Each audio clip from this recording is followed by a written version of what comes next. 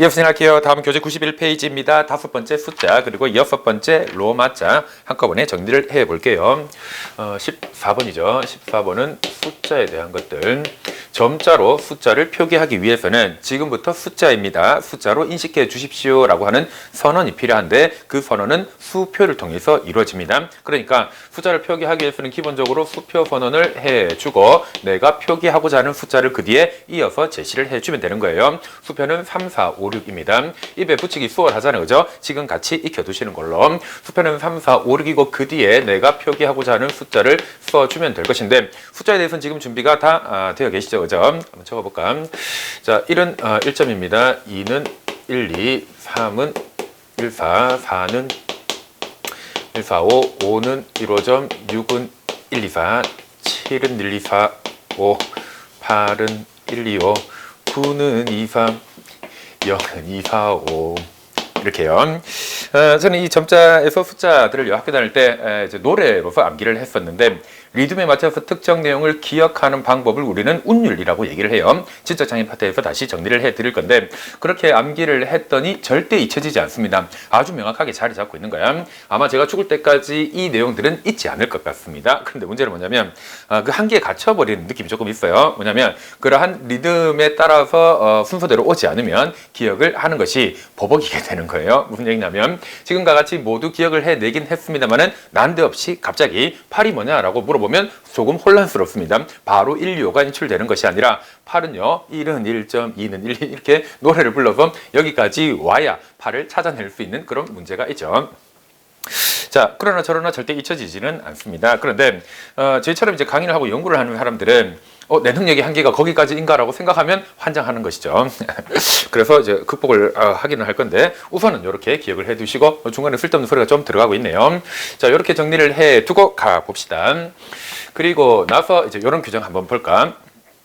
숫자 뒤에 한글이 이어서 나오는 경우가 있습니다. 예를 들면 2002년, 그 다음에 3명, 뭐 등등과 같이 뭐 그런 것이죠. 자, 근데 그 경우에 숫자 뒤에 한글이 이어서 나오는 경우에 가장 기본적인 방법은 다른 거 고민하지 말고 붙여 써주는 겁니다. 그런데 어떤 경우에는 붙여 써주었을 때 문제가 발생하는 경우가 있습니다. 그러면 그 경우에는 붙여 쓰면 안 되잖아. 붙여 쓰면 안 되니까 어떻게 해줄까? 띄어쓰기를 해준다라는 거예요. 자, 다시요. 숫자 뒤에 한글이 이어서 올 때 가장 기본은 붙여쓰기를 하는 겁니다. 그런데 그 붙여쓰기를 하는 경우에 문제가 생길 수 있는 경우가 있더라. 그 경우에는 붙여쓰지 말고 띄어쓰기를 하자라는 거. 자, 그럼 어떤 경우에 붙여쓰기를 하고 어떤 경우에 띄어쓰기를 해야 되는가가 중요한 포인트가 될 것인데 그 포인트는 무엇을 가지고 구분 짓는 것이다. 숫자 뒤에 오는 한글, 그 한글이 무엇으로 시작하느냐에 따라서 달라진다라는 거예요. 자, 기본적으로 숫자 뒤에 한글이 오는 경우에 숫자를 써야 되니까 수표 선언이 필요할 것이고 수표 선언하고 내가 쓰고자 하는 숫자를 써주면 될 것이고 그리고 그 뒤에 한글을 붙여 써주면 된다라는 거. 그런데 어떤 경우에는 문제가 있을 수 있다. 문제가 있을 수 있는 경우에는 수표 뒤에 숫자를 써주고 그 뒤에 한글을 쓸 때 어떻게 해준다? 띄어쓰기를 하고 써주어야 한다. 그렇지 않으면 문제가 될 수 있겠더라라는 것이죠. 자, 그러면 그것을 구분짓는 기준은 뭐라고? 뒤에 오는 한글이 무엇이냐라는 것이었죠. 그 한글이 무엇인지 입에 붙여 두셔야 됩니다. 니, 디, 미, 킴, 티, 피, 히, 그리고 약자, 운이라는 거. 니, 디, 미, 키, 티, 피, 히, 약자, 운. 입에 반드시 하나의 단어처럼 한 묶음으로 꼭 붙여 두시기 바랍니다. 점자에서 니은은 몇 점입니까? 니은은 1, 4점, 디귿은 2, 4, 미음은 1, 5점. 그 다음에 1, 2, 4, 1, 2, 5, 1, 4, 5, 2, 4, 5 그리고 약자우는 1, 2, 4, 5점으로 표기를 하는 것이거든요. 니디 미키티피 히 약자운 꼭 기억해두자. 자, 그럼 이와 같은 경우에 왜 붙여 쓰지 않고 띄어쓰기를 해주어야 할 것인가? 붙여 쓰기를 했을 때 어떤 문제가 발생할 수 있는가를 한번 따져보면 당연히 띄어쓰기를 해야 된다라는 결론에 도달할 수 있지 않겠습니까? 이런 겁니다. 자, 아까 말씀드린 것처럼 2002년이나 3명과 같이 2002년은 숫자 뒤에 니은이 오는 것이네. 그죠? 3명은 숫자 뒤에 미음이 오는 것이네. 3명을 가지고 예를 들어서 한번 써봅시다. 3명을 쓸 것인데 3명을 쓸 것인데 죄송합니다. 난데없이 계속 가볼게요.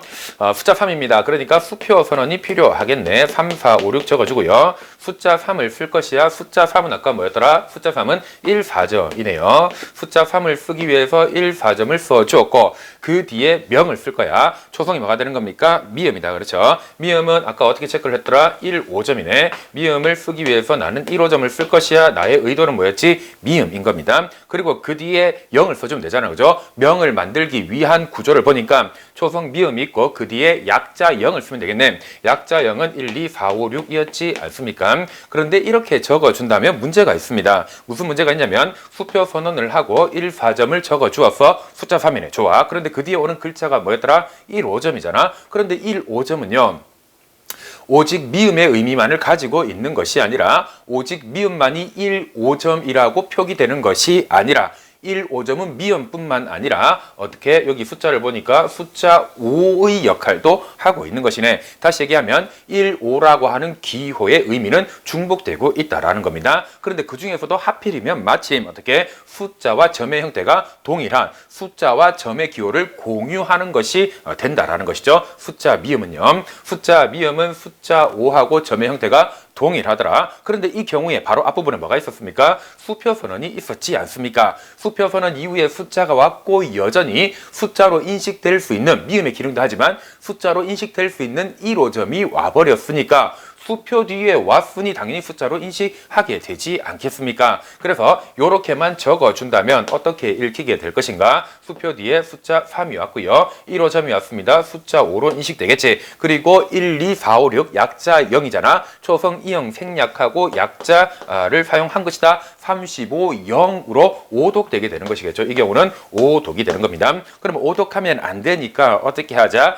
그 뒤에 니디미 키티피히 약자 우은 걔들은 어떤 특성을 가지고 있더라? 숫자하고 점의 기호를 공유하고 있는 것들 그런 것들이 한글 다시요. 숫자 뒤에 이어서 오게 될 때는 구분을 하기 위해서 그 사이에 뭘 해주어야 한다? 띄어쓰기를 해주어야 한다라는 겁니다. 오케이. 자, 그래서 과거에 기출되었습니다. 기출될 때 어떻게 기출되었냐면 아마 문제가 6학년 선수 2예성이었을 거예요. 6학년 선수 2예성 여러 규정이 반영되어져 있는 거예요. 점자 규정. 점자로 제시를 해주고 이렇게 읽어내는 문제였는데요.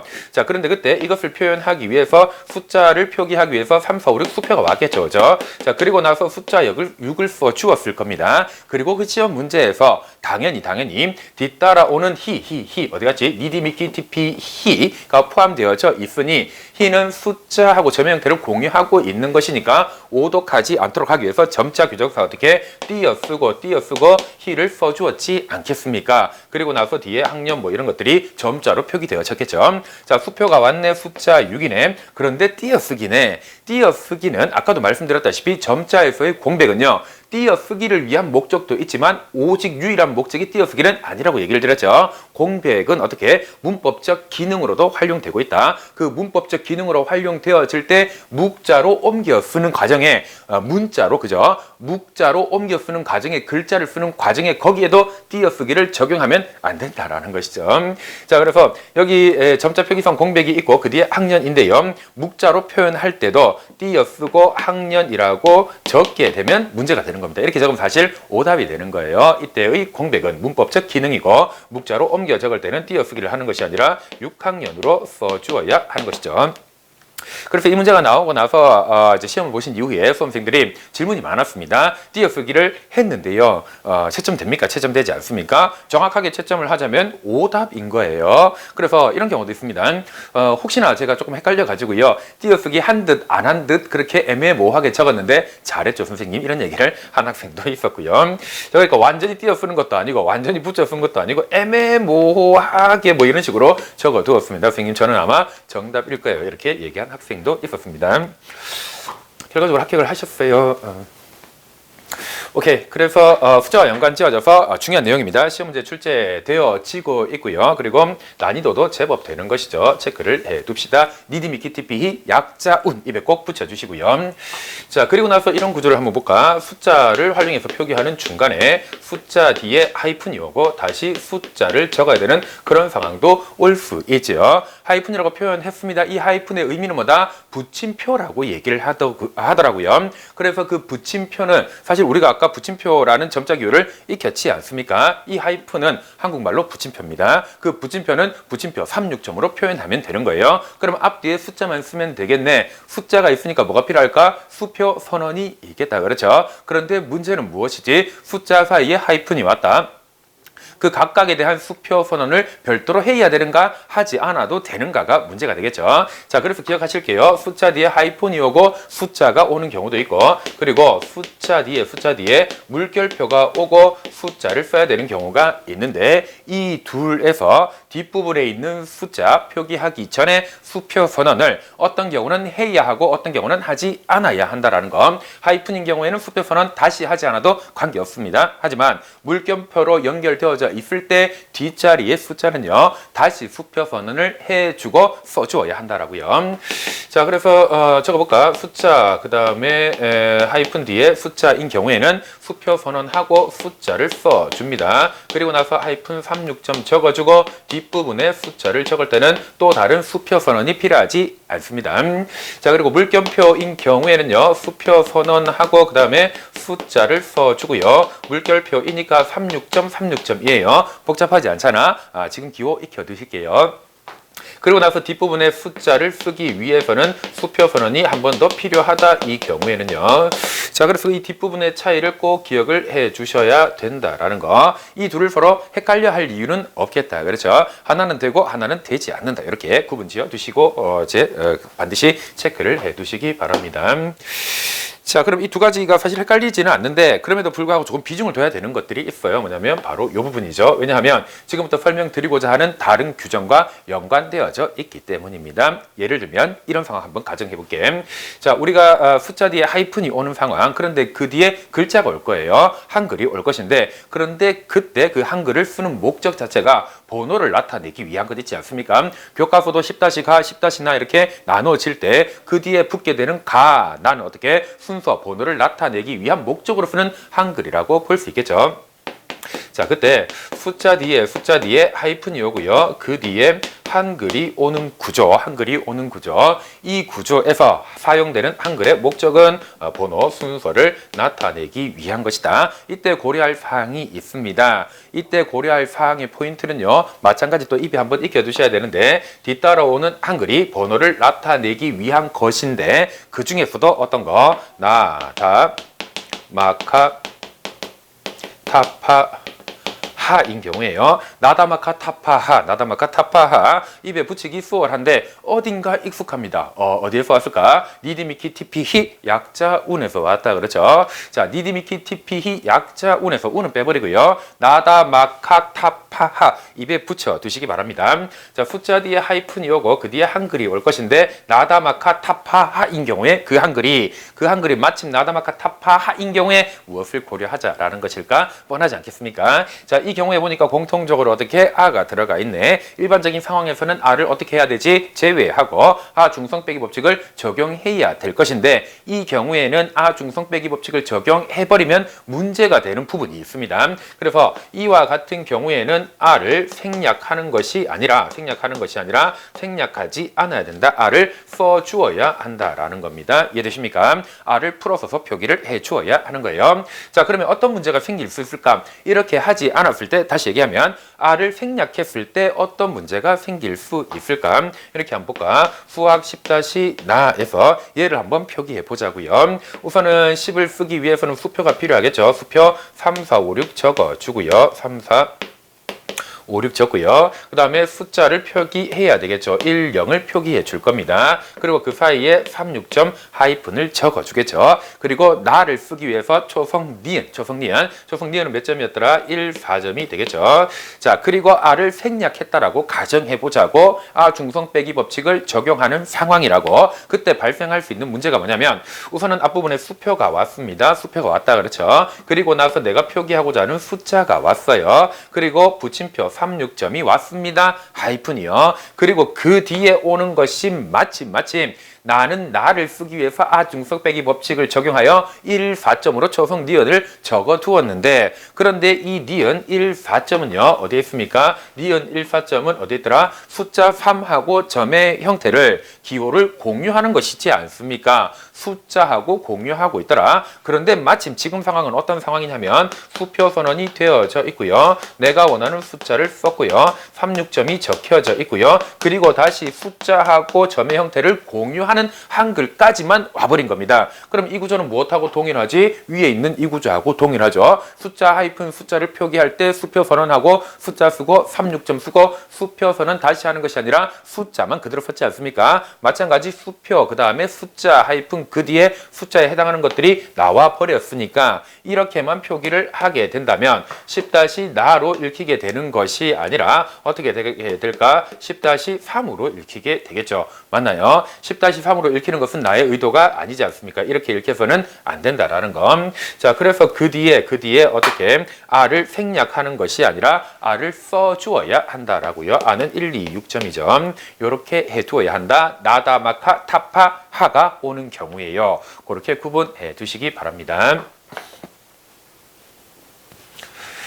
자, 그 다음에 이 부분 좀 지워버리고 마저 정리를 할게요. 숫자와 연관 지어져서 이런 것도 있습니다.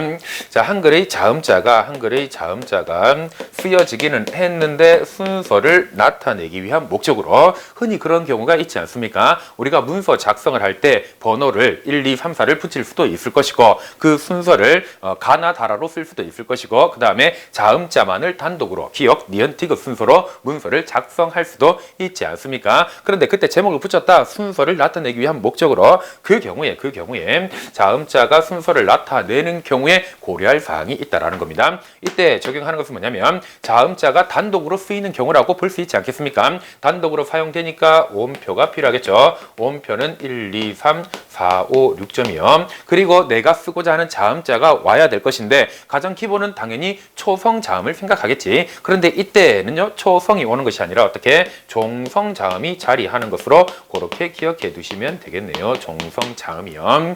자, 그러면 예를 하나 만들어 볼까? 여기에 띄어쓰기가 되어져 있습니다. 묵자 자체에 띄어쓰기가 되어져 있다라고 가정하고 써볼게요. 자, 그럼 이 경우라고 한다면 기역이 자음자로서 단독으로 쓰였고 기역, 유아, 니은, 아동, 디귿, 청소년 이런 순서를 나타내기 위한 용도인 경우에 오음표를 써 주어야 하죠. 단독으로 사용되어졌으니까 1, 2, 3, 4, 5, 6 오음표 적어주고요. 기역을 써 주어야 하는데 초성 기역은 4점이요. 그런데 이 경우에는 초성 말고 종성이요. 종성 기역은 몇 점? 1점이 되는 것이죠. 그리고 나서 여기 마침표 있다 그렇죠? 마침표 써줄게요. 2, 5, 6점이요. 그리고 나서 공백 있습니다. 묵자 자체에 그럼 점자에도 띄어쓰기를 해주어야 될 것이고 초성 이응 생략하고 유 쓰고 초성 이응 생략하고 R을 써주면 기역점 띄우고 UR로 점자 표기가 이루어진 것으로 볼 수 있겠죠. 이렇게 정리를 하시면 된다라는 거. 자, 그렇게 두고 뒷부분에 로마자 관계되는 것들 정리해 볼게요. 복잡하지 않습니다. 아주 간단하게 정리가 될 수 있는 부분. 죄송합니다. 이 칠판이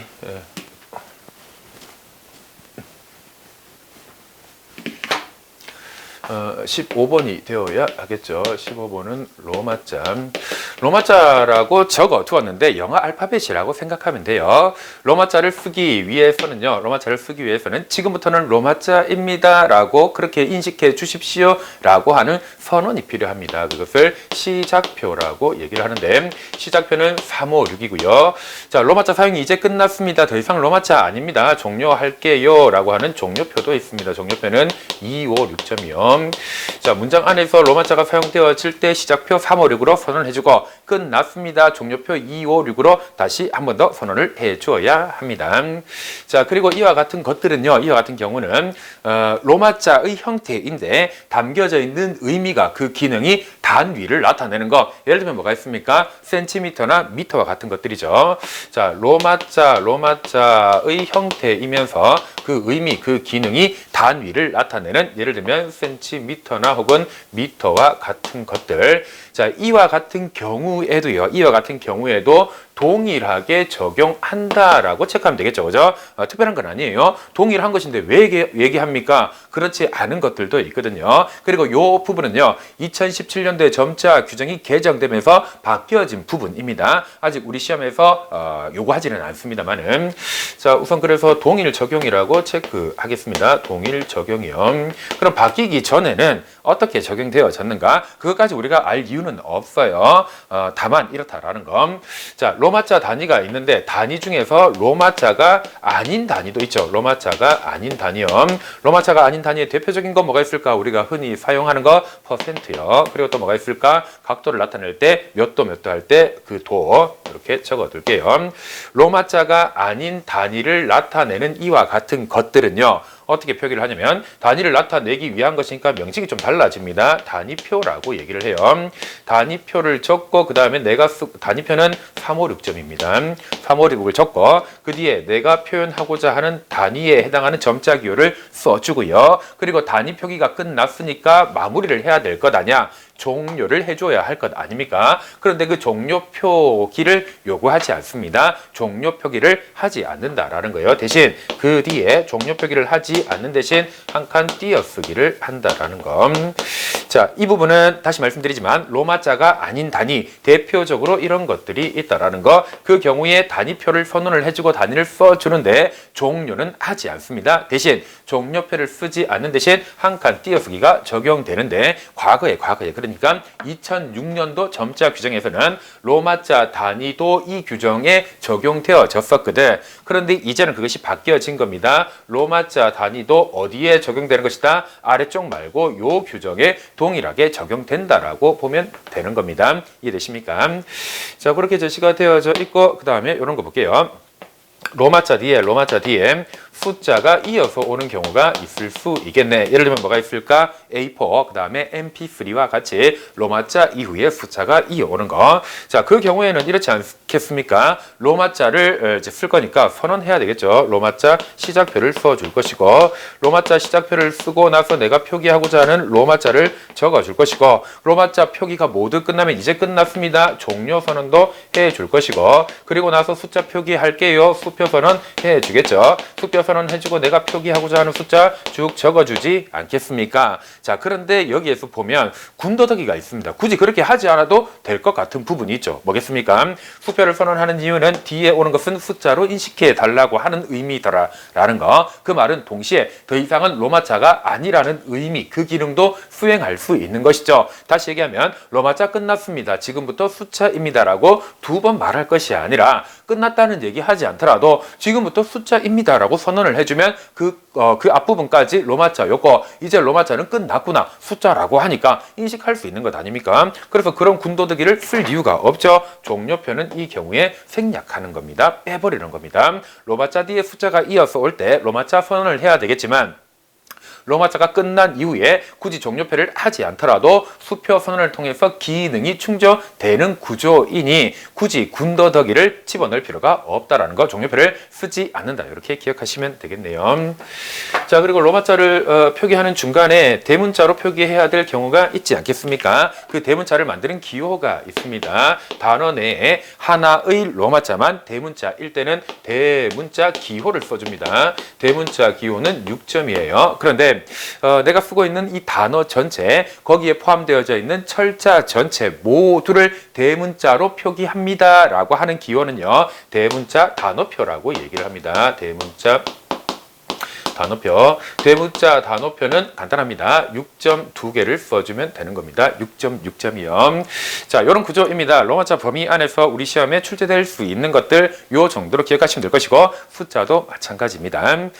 자, 지금까지 점자 규정에 대해서 쭉 정리를 해 보았는데요. 전체 3시간으로 나누었는데 3개의 강의로 나눴는데 전체 시간을 더해보면 1시간 조금 넘을 것 같아요. 그러니까 그렇게 많고 복잡하고 까탈스럽고 그런 것이 아니라는 겁니다. 다만 경계할 것은 뭐였지? 초두에 제가 말씀드린 것처럼 점자에 대한 규정들 중에서 우리 시험에 출제되었던 것, 출제될 수 있는 것들 단편적으로 암기만 하고 끝내지 말고요. 예시도 적어보고 이와 같은 예외 상황에 왜 그대로 적용했을 때는 성립되지 않는지, 예외 상황이 발생하는 문제가 무엇인지 확인하고 내가 설명하는 중간에 완전한 내지식이 될 수 있다는 거예요. 그리고 숙성시켜 두셔야 됩니다. 시험 직전에 잠깐 꺼내보고 암기하고 들어갈게요. 그러한 경우라고 한다면 시험 문제에서 제가 편안하고 안전하게, 그러니까 넓은 시각으로 문제를 정확하게 확인하고 답을 쓰기에 무리가 있습니다. 그러한 경우에서 반드시 실수가 발생하는 것이죠. 반드시 지금부터 계속해서 반복해서 누적해서 완전한 내지식으로 만들기 바랍니다. 초대에 말씀드린 것처럼 점자는